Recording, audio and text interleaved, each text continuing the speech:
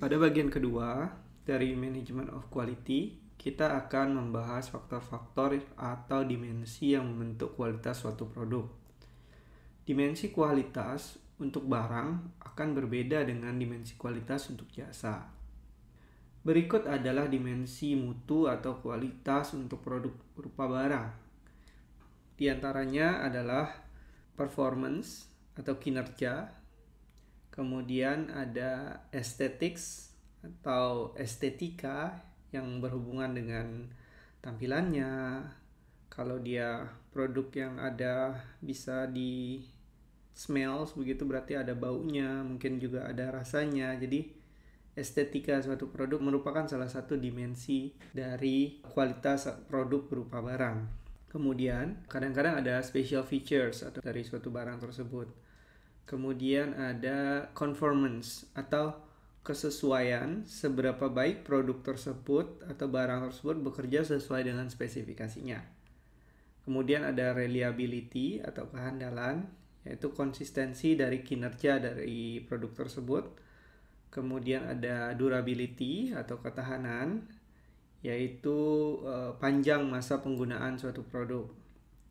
Kemudian ada perceived quality, yaitu persepsi dari pengguna terkait mutu atau kualitas dari produk tersebut. Kemudian ada gray area, ya, ada juga yang menilai produk barang itu dari pelayanannya atau serviceability-nya, yaitu kemampuan dari perusahaan untuk menangani komplain terkait adanya misalkan perbaikan pada barang tersebut. Kemudian ada konsistensi, yaitu bagaimana kualitas itu, dimensi-dimensi ya, kualitasnya variasinya sedikit antara satu produk dengan produk yang lainnya. Bahkan kalau bisa ya tidak bervariasi. Jadi yang namanya beli barang yang sama ya secara kualitas harus sama begitu. Kemudian berikut adalah dimensi mutu atau dimensi kualitas untuk produk berupa jasa. Yang pertama ada kenyamanan. Nah, di sini udah berbeda ya antara barang dan jasa.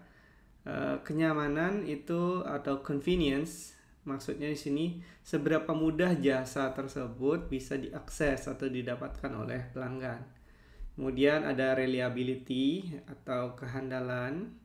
Kemudian ada kecepatan respons, responsiveness, yaitu bagaimana penyedia jasa itu cepat dan sigap melayani situasi-situasi yang mungkin tidak standar atau tidak umum terjadi. Kemudian dimensi terkait waktu, mungkin bisa kecepatan jasa tersebut di delivered ataupun hal lainnya.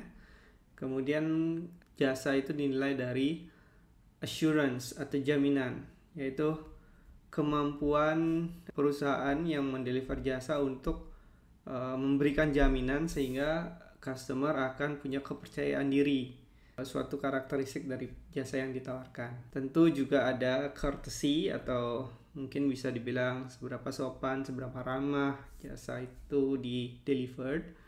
Ada juga kadang-kadang perlu bukti fisik.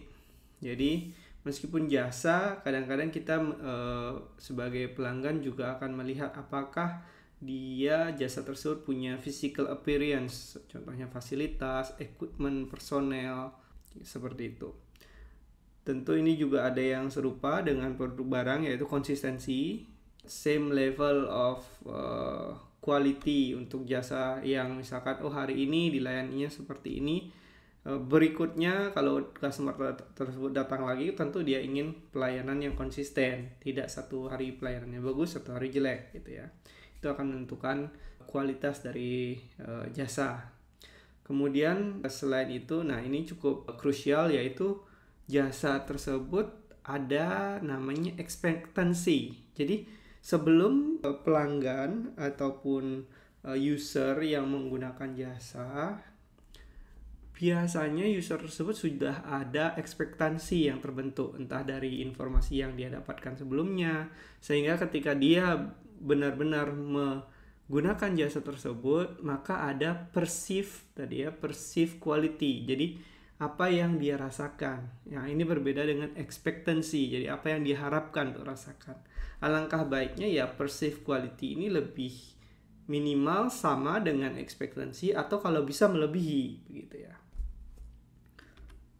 Berikutnya ini terkait penilaian mutu atau kualitas dari jasa. Oke, nah karena jasa itu lebih sulit dinilai atau di-assess kualitinya ketimbang suatu barang gitu ya. Kalau barang kan kita kalau spesifikasinya misalkan dimensinya panjang kali lebar kali tingginya sekian kali sekian kali sekian ya. Kalau di luar dari spesifikasi itu kan tinggal diukur. Kalau di luar dari itu berarti sudah melanggar dari kualitasnya sudah tidak sesuai gitu ya. Nah, tapi kalau jasa ini area yang cukup banyak dieksplor begitu, baik di dunia industri ataupun di penelitian begitu, banyak paper-paper yang membahas teknik untuk melakukan penilaian dari jasa gitu ya. Nah, menilai suatu jasa itu sulit. Mengapa? Karena biasanya ada banyak celah gap yang bisa terjadi. Celah gap ini apa maksudnya? Gap antara atau perbedaan antara apa yang di-expect, apa yang diharapkan dengan apa yang didapatkan atau dirasa didapatkan begitu ya. Salah satu contoh yang sederhana yang saya tadi sempat berikan juga contohnya, yaitu mungkin yang nomor 5, yaitu adanya customer expectation gap dengan service provider gitu. Nah, jadi customer ekspektasinya itu ada perbedaan dengan apa yang dirasakan oleh customer tersebut diberikan oleh si service provider gitu ya. Jadi gap ini akan mempengaruhi seberapa bagus penilaian customer terhadap kualitas yang dia rasakan terkait jasa kita. Nah, berikut mungkin ini juga bisa dijadikan pertimbangan untuk penelitian. Ini juga kita ada namanya framework yang umum digunakan untuk mengakses atau menilai seberapa baik kualitas dari service yang diberikan kepada pelanggan. Nah, ini mengambil yang bagian 5 tadi ya, yaitu mengukur perbedaan antara ekspektasi dengan apa yang dirasakan berdasarkan 5 faktor ini, yaitu tangibles-nya, reliability-nya, responsiveness-nya, assurance-nya, dan empathy-nya. Nah, itulah yang nanti akan digunakan untuk mengukur perceived service quality. Oke, jadi mungkin kalau Anda tertarik untuk melakukan penelitian menggunakan framework ini, mungkin perusahaan Anda merupakan perusahaan jasa dan ingin mengukur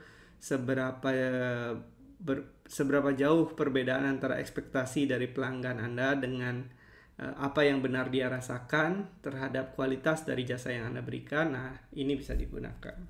Kemudian kualitas produk atau jasa itu kan menentukan sejauh mana sebuah produk atau jasa berhasil memenuhi tujuan atau sesuai dengan peruntukannya. Nah, hal ini biasanya dipengaruhi oleh 4 determinan utama, yaitu pertama, quality of design. Jadi seberapa baik dia didesain begitu ya dari awal, apakah sudah didesain dengan baik produk atau jasa yang ingin deliver tersebut. Kemudian quality of conformance, atau seberapa baik produk atau jasa itu bisa mendeliver kegunaannya sesuai dengan desainnya gitu ya. Nah, yang berikutnya ada namanya ease of use, atau user instructions. Jadi meskipun dia didesain dengan bagus, quality of conformance-nya bisa di-deliver sesuai begitu ya.